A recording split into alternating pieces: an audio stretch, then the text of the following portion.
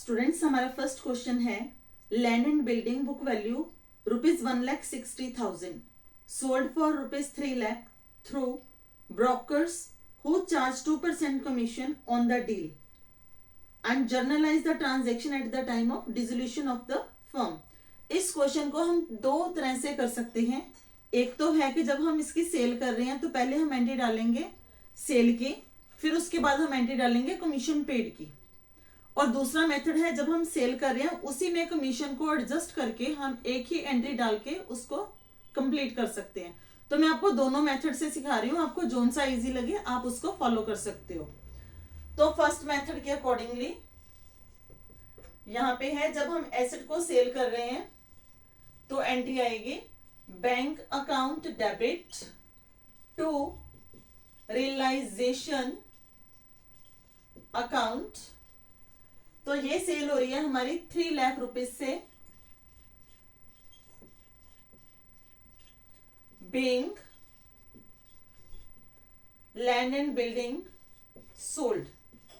और जब इसकी कमीशन पे होगी तो इसकी दूसरी एंट्री क्या बनेगी, रियलाइजेशन अकाउंट डेबिट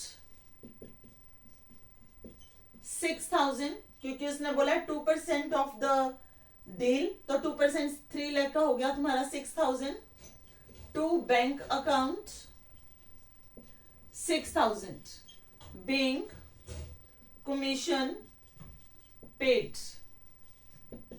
अगर आपको इस मेथड को ऐसे नहीं करना, ये दो एंट्रीज नहीं डालनी, तो आप एक ही एंट्री डाल सकते हो। 3 लाख पे हम सेल कर रहे हैं और 6,000 हम कमीशन पे कर रहे हैं। फर्म के पास कितना पैसा आ रहा है, 3 लाख माइनस 6,000 2,94,000।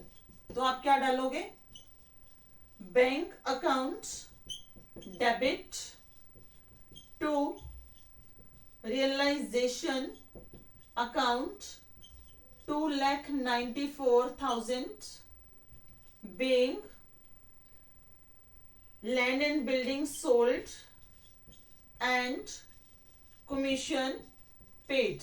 ये आपका फर्स्ट सम ओवर हो गया। सेकेंड क्वेश्चन,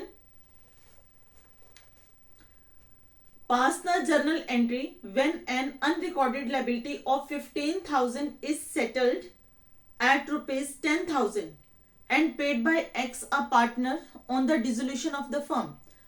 एक अनरिकॉर्डेड लायबिलिटी है जो पहले से रिकॉर्ड नहीं थी, चाहे वो रिकॉर्ड हो चाहे वो रिकॉर्ड ना हो, ये रियलाइजेशन अकाउंट के थ्रू ही पे होगी। राइट, 15,000 की लायबिलिटी थी लेकिन पे कितना कर रहे हैं, 10,000। और फर्म पे नहीं कर रही है, पे कौन कर रहा है, पार्टनर। तो हमारी एंट्री क्या बन जाएगी यहाँ पे, क्वेश्चन सेकेंड, रियलाइजेशन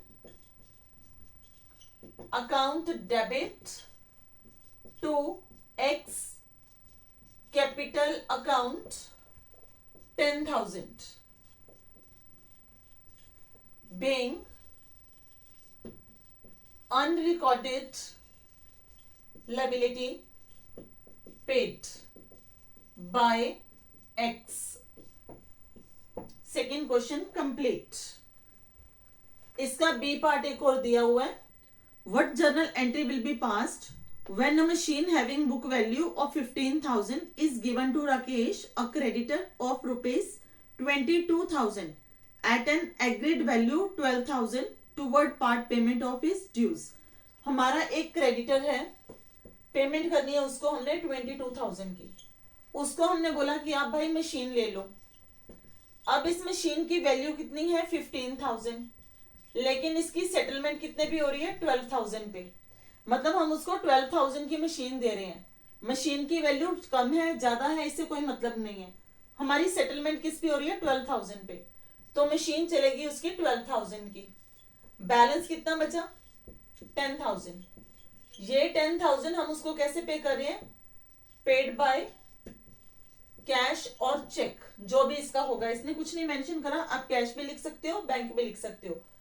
और इस 12,000 के जो क्रेडिटर्स हैं, ठीक है, और 12,000 की जो मशीन है उसकी नो एंट्री, तो इसका एक ही पार्ट बनेगा पेमेंट का, realization account debit to bank account 10,000 being amount paid to creditors after adjustment the value of machinery.